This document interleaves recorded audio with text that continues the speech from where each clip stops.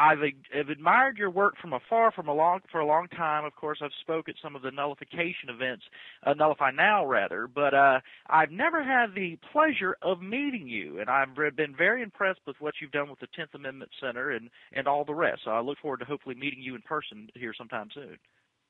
Jack, can't thank you enough for the kind words, and we are definitely overdue for a handshake in person. And I'm really appreciative and extremely grateful for everyone on this show and everyone working on it behind the scenes, and those people who are going online to commonsensemoneybomb.com right now and making donations to support our work.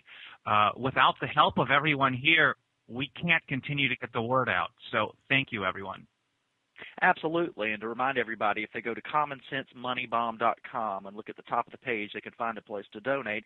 And it's a very important organization to donate to. As I mentioned earlier, the 10th Amendment Center is sort of at the forefront, the cusp of what's happening out there with a lot of the fights as it relates to states' rights or the 10th Amendment. One of the biggest being, I think, in recent memory, Americans, Republican, Democrat, liberal, conservative, somewhere in the middle, are upset about Obamacare, the idea that the federal government can mandate for citizens to purchase health care. Michael, I wanted to ask you on that issue, which is obviously has been a big issue in other areas, where do you see sort of the 10th Amendment fight, the states' rights fight heading, or where are we now? Well, actually, I have a message of hope in regards to health care, to gun rights, to foreign policy, to domestic policy, everything. And I can sum it up best in one word, and some people think it's a joke, but I'm serious. The one word is marijuana. And the reason I say that is pretty straightforward. A number of years ago, my home state of California passed a law that allowed people to use marijuana. Today, there are 15 states doing this, and guess what? In Washington, D.C., Congress says marijuana is illegal in every situation. And in 2005, the Supreme Court ruled the same. So we've got a law on the books in Congress, the Supreme Court against us, but yet there are 15 states actively defying Washington, D.C. and getting away with it. And what's that message? When enough people say no to Washington, D.C., and enough states pass laws saying no to Washington, D.C., we can actually do something about it. Absolutely, and I think that is an issue. I did bring up Obamacare first because I think it's something across the board that, a lot of people are upset about, just the whole idea they could be fined for not purchasing health care. But you're absolutely right. Something like marijuana, let's even make it less controversial, not that I think it's necessarily controversial, but medicinal marijuana. We have a situation in California, as you mentioned. I mean, we have de facto nullification. Federal drug laws say that you cannot even have medicinal marijuana. Well, California says, well, we don't think that's a good idea, federal government. We have people suffering here with glaucoma and other horrible, horrible things that have been visited upon them medically, and they use medicinal marijuana to deal with it. They have ignored the federal drug laws, and the federal government, Obama, Eric Holder, are basically backing off. They've done nothing. That is an example of states sticking up for their 9th and 10th Amendment rights, and the federal government saying, hey, it's not worth even trying to enforce this. I think you're absolutely right, Michael. Across the board, states perhaps like Vermont, or as we've seen in California where the vote was close, it didn't pass, that marijuana legalization might be one of those issues that sort of pushes the states' rights agenda. Sure thing. I mean, where I live here in Los Angeles, there's somewhere between 150 and 180 marijuana dispensaries. These are stores conducting business under a somewhat free market, basically defying Washington, D.C. There's no tanks rolling in from the federal government shutting down these businesses. We just need to apply this same principle, saying no to Washington, D.C., exercising our rights without their permission, to everything else, to gun rights, to health freedom, and everything in between. Let me ask you this, Michael, playing devil's advocate. Of course, I'm often referred to as the Southern Avenger, and there's some positive things that go with that and some negative things that go with that, depending on who you're talking to. When I've talked about states' rights or decentralizing power or Jeffersonian principles in the past, some critic, generally on the left or liberal, and states' rights is not, a conservative or liberal thing, as we both would agree, but generally, as a conservative, arguing for that, people say, well, states' rights, 10th Amendment, that's just code for racism, the reinstitution of segregation or slavery. How do you answer those charges as somebody in charge of the 10th Amendment Center? Well, I answer it just how I've been saying right now. I did an interview some time ago with Mother Jones magazine, which is no right-wing magazine, and they said basically the same thing. They all asked that question. So you just want decentralization because you're a racist or you're on the side with them. And I'm like, really? So advocating that California should be able to say no to the federal drug war, this is somehow racist? Because the drug war actually imprisons disproportionately amount of race minorities in the country. Maybe that's a more racist policy, is centralization. I think if we really look at it properly, centralized power leads towards corruption and the harm of those who are minorities. That's absolutely right. And I think it's worth pointing that out because if you watch a Chris Matthews or Keith Olbermann or read the Washington Post or the New York Times, they do associate just anything that has to do with states' rights with racism and stuff, which is completely absurd once you break it down logically, as you just pointed out. It's worth asking them, after Rachel Maddow or Chris Matthews of the New York Times, would they rather that states like Vermont not have gay marriage and that the federal government maybe have the power to pass a federal law outlawing gay marriage all over the place? I think they would say, no, that's a terrible idea. But they would have to come down on the side of states' rights to oppose any such law. Does that mean they're for slavery and segregation? You see what I'm getting at. I think that it depends on how we fashion our arguments and how we argue these things related to the 10th Amendment. That's a way to change people's minds who already have their mind made up about what states' rights really means, if you catch my drift. Absolutely. And when the 10th Amendment Center was founded back in 2006, you might recall there was a interesting gentleman named Bush in power at the time. And back then, there were Republicans who would reach out to us and say, you communists, you should just move to Cuba, because we were opposing centralized power of a Republican. The sad reality is that pundits and politicians alike tend to like the Constitution and decentralization only when their party is out of power. That's absolutely true. I think it's also worth pointing out the extent to which many, I guess in the political class, left or right, have a certain attachment. I don't know if it's emotional, if it's purely political, to centralized government. What I mean by that, historian Eric Foner, who's written a lot about the war between the states and Lincoln and those sorts of issues, wrote recently that, and he admitted, and this is something Tom Woods has pointed out time and again, that some of the earlier instances of nullification were in defiance of the Fugitive Slave Act. We had a law in this country that said that if a slave escaped from a slave state, went to a free state, that he had to be returned. Now, of course, abolitionists in free states did not want to go along with this federal law. They nullified the laws, defied the federal government. Well, Eric Foner, this sort of establishmentarian historian, if you will, defended Abraham Lincoln upholding the Fugitive Slave Act and insisting that these slaves be returned to their masters. Now, I bring that up because I don't want to get into ancient history, or it's not ancient history, but just all that as it relates to the 10th Amendment. I bring it up to show that even though nowadays most moral, decent people would agree that slaves should not be returned to their masters, even Eric Foner and people like him would say, well, federal law trumps everything else. That shows you how attached they are to this whole notion of Washington, D.C. being in charge of everything and sort of the entire notion of centralized government. Would you agree? Absolutely. I mean, taken to its logical conclusion, the viewpoint of people like Chris Matthews and all these other guys is pretty much the same thing. Let's arrest hundreds of thousands of people in California for using marijuana.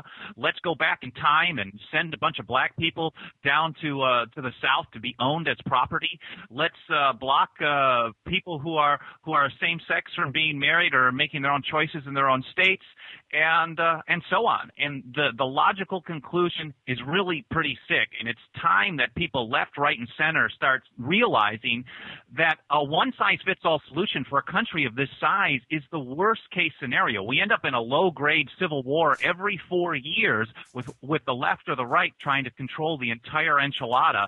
And the bottom line is it ends up bad for all of us, and it's getting worse. I think that's absolutely true. You know, and I get in arguments or discussions with some of my left or liberal friends. We talk about how multicultural and diverse the United States is. I said, you're absolutely right. This nation of 300 million people, we are very different states from the south, the north, out west, the left coast, what you name it. We're all different. So why in the hell do you think that a nation of 300 million very diverse, multicultural people should be ruled by one government from the center on some of the most important issues of our day? And they sort of can't make the two jibe. Well, they never can. It's the intellectual hypocrisy. They're fine with decentralization when it comes to fit a policy that goes in line with their viewpoint. But the reality is, if we look to this one word, marijuana, and we understand the process of resisting this type of viewpoint, resisting these types of policies on a federal level, we can actually make a difference right now in our lifetime. And we see states across the country actually taking action like this. Down in Texas, there's House Bill 297. The Federal Health Care Nullification Act is going to be considered this legislative session. And like many states around the country that have already passed Health Care Freedom Acts to address the Obamacare mandates, the Federal Health Care Nullification Act down in Texas takes it to the next level. It's looking to the Constitution, and it says the federal government has no business whatsoever involved in the health care industry at all. So therefore, the entire Obamacare bill is null and void in the state of Texas. We expect to see a number of other states considering bills like this on firearms, on commerce, and on health care in 2011. Let me ask you this, Michael. With the rise of the Tea Party and just sort of the disenchantment out there with not only, of course, what George W. Bush did, the backlash which elected Barack Obama to office, but now that Obama's in there doing all this crazy stuff, a lot of Americans are starting to look at Washington, D.C., for both left and right, Republican, Democrat, however you want to phrase it, very suspiciously, or should I say more suspiciously than they did before. As somebody with the 10th Amendment sitter and so on, where do you see things going? Your Nullify Now events are obviously very popular. As with my work in talk radio and as a columnist for the American Conservative, people send me stuff all the time about the 10th Amendment Center. It seems like it's growing. Is that a fair perception? Absolutely, by leaps and bounds. Again, we started just under 5 years ago, mid-2006, in response to the almost endless violations of the Constitution by George Bush, whether it was the Patriot Act or the Real ID Act or Military Commissions Act or whatever it may be. Almost everything that I think we just have to realize that it doesn't matter what political party's in power or what person occupies the White House as president. Federal power always grows. The Constitution is always violated more in Washington, D.C. rather than less. And more people are recognizing this, and they're starting to look close to home for solutions like Thomas Jefferson advised us. When two or more branches of the federal government conspire against you, the Constitution, and your liberty, you're not supposed to ask them and beg them to stop doing it. You're supposed to stop them at your state borders and work with your own state government to do it. Absolutely. I think it's worth also noting, Michael, I've recognized this in a lot of conservative talk radio hosts. When the Tea Party was up in arms about Obamacare, and many states talking about nullifying Obamacare, even these supposedly conservative talk radio hosts, just to show the extent to which the political class is in love or with centralized government, even when they purportedly are against it. Guys like Rush Limbaugh and Sean Hannity, you would hear them talk about John Boehner and Mitch McConnell want to repeal Obamacare. Well, I don't have much use for either of those guys, but if they did that, that's fine with me. But you'd hear very little from these supposedly conservative national talk hosts about the different state efforts, of which there are many, and you're aware of trying to repeal Obamacare. I think that even reflects their own sort of, it's Republican, Democrat, everything happens in Washington, D.C., it sort of neglects the states' rights front. Man, I couldn't have said that any better. I mean, you've got 8 or 9 states have passed health care freedom acts, and these bills on a state level say Obamacare mandates are basically void and of no effect in the state. And you hardly hear a peep about this, left, right, or center, on the national level. This is almost unprecedented in American history, where you're talking about 9 states saying no on Obamacare. There's another 9 states who have passed firearms freedom acts to, in effect, ban some federal gun laws on a state level. And this is a massive thing in a historical in a historical perspective, and they're not talking about it. But the movement is continuing to grow. That's because the grassroots is attracted to the idea of self-reliance and independence, and they see that this is the way to do it. Absolutely. Well, the 10th Amendment Center is certainly at the forefront of those fights. And, Michael, what do you see for the future? What's going on right now that people listening to the Common Sense Money Bomb today? And I encourage everybody to go to commonsensemoneybomb.com. Donate what you can. We've already raised a significant amount of dollars today towards this important fight. But, Michael, what do you see for the future of the 10th Amendment Center? Well, doing more and more of what we're doing right now. We work closely with state legislators around the country and urge them to introduce more legislation. each piece and each bill that passes in one place, and if you remember a few years ago, the 10th Amendment non-binding resolutions on a state level were a very popular thing. These were resolutions that were just a statement from state legislators, dozens of them, that said, okay, hey, we need to follow the Constitution, and the federal government can only exercise those powers given to it. Well, that is slowly growing into a movement. People, each time they see one of those things pass, they say, well, we need to take the next step, which is maybe passing a Firearms Freedom Act, and then the next step, which is maybe introducing a Federal Health Care Nullification Act. And each time something goes through, it gets people more and more courage, not only in the grassroots, but in the state politicians as well. They don't want to stick their neck out unless they know that it's somewhat safe. And we see a lot of hope for the future in this, real hope, not the Obama kind of hope that it's going to be centralized power over everything, but real hope that people can take control of their own lives where they're supposed to, close to home in their states.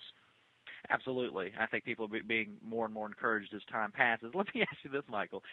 Being associated with the 10th Amendment Center, it seems like I get into conversations with people, this is right or left, I don't care which party, who often seem to think that the 10th Amendment is a dead letter in this sense, that it was something settled by the Civil War, doesn't exist. Washington, D.C. is from where all power and wisdom flows, yada, yada, yada. But, they'll stick up for the First Amendment. They'll talk about the Fourth Amendment, illegal search and seizure all day long, these important amendments, but it's almost as if the 10th Amendment is not there. Like it's just something, it's archaic. Do you get that sometimes from some of these people? Get it all the time. In fact, I guess any part of the Constitution is considered to be archaic if it doesn't fit in line with their own political viewpoints. So someone from the left may say, well, the whole idea of, commerce, regulation of commerce, meaning, only keeping commerce regular. Well, that's old-fashioned. We need to actually have the federal government require people to buy insurance programs. So then they say, well, the Constitution is junk. Well, then also people on the right, when you look at things like the constitutional requirement for Congress to declare war before engaging in foreign hostilities, they'll say, well, but it's an emergency. And this whole declaring war thing, well, that's archaic. And I think it's really actually very sad that people don't follow the Constitution or demand adherence to it like we're saying, every issue, every time, no exceptions, no excuses. The government wants us to follow the rules every time, and if we don't, they'll come and pick us up and fine us and throw us to jail. I think it's time we flip that around and start demanding that the government follow the rules that we've given to it instead. I think that's absolutely true. And when bringing up constitutional issues, from where I broadcast here in South Carolina, there was a candidate running for our first congressional district, which eventually went to Tim Scott. Many people might know him, Republican Tim Scott. One of these candidates ran as a constitutional conservative, self-described. He was from the Tea Party, the local Tea Party movement here in Charleston, South Carolina. And he would argue about how the Patriot Act was conservative and important. I pointed out to him on the air in front of God knows how many people that he was not being consistent in his constitutional perspective, that the Fourth Amendment, you can't have a legal search and seizure. It's very clear. This guy was a lawyer, by the way. And we argued about it on the air. He said exactly what you just said, Michael. Well, it's an emergency situation. We have to do these things. And I said, well, the Constitution either means something or it doesn't. You're either consistent and comprehensive in your constitutional perspective or you are not. We argued about it. This gentleman, to his credit, came back and said, Jack, you're absolutely right. I was wrong, and he changed his mind about the Patriot Act. I love that sort of thing. I think we might be beginning to see more and more of that as we start to talk about the Constitution in real concrete terms and not sort of the partisan Republican/Democrat nonsense that we see where we just pick and choose parts that we like. And the 10th Amendment Center, I think, has been valiant in that fight, and as we move forward, we're going to see maybe more minds opening, don't you think? I do, and it makes me think of two quick quotes. One from John Adams, who said, liberty once lost is lost forever. And he didn't mean that we had no hope, but he recognized that every time that government takes extra powers, and it's always for some kind of emergency, it'll never just voluntarily hand it back without a long struggle by the people. And then the other quote comes from Judge Andrew Napolitano, the great libertarian commentator and author and TV personality, at a rally in Ohio in late 2009. This is a 10th Amendment state sovereignty rally. He said something that gave me chills. He said there are very few generations who have the great opportunity to defend liberty at its greatest moment of danger. And then he went on by saying, this is that moment, and you are that generation. And I believe he's right. This is a great time for a patriot to be alive, someone who loves freedom to be alive. And the time to act in support of liberty is now. Absolutely. And I would add to that, Michael, not only is Napolitano dead on with what you just mentioned, that quote, but one of my other favorite quotes from him was at CPAC last year, in which he said Dick Cheney should be thrown in jail. I think we could all agree with that. So should the rest of them, and Biden and Gore and Clinton and the rest. Absolutely. Well, Michael, it's been a pleasure speaking with you today. To let everybody know, to remind them once again, I encourage everybody to go to commonsensemoneybomb.com. If you go to the top of the page, you can find where you can donate to the 10th Amendment Center as we continue this fight for states' rights, decentralizing government, getting back to what Thomas Jefferson would have imagined for this country and not what maybe Barack Obama or George W. Bush have in mind, which is certainly no good. Michael, I appreciate you being with us today, and I hope to meet you in person eventually, sometime soon, sir. We will soon, and thanks for being a part of this, Jack. Absolutely. Glad to be a part of it. I encourage people to go to commonsensemoneybomb.com. Go to the top of the page. You can find where to donate. Thank you, Michael Boldin, for being with us, and we will be back, if I could talk straight here in a moment.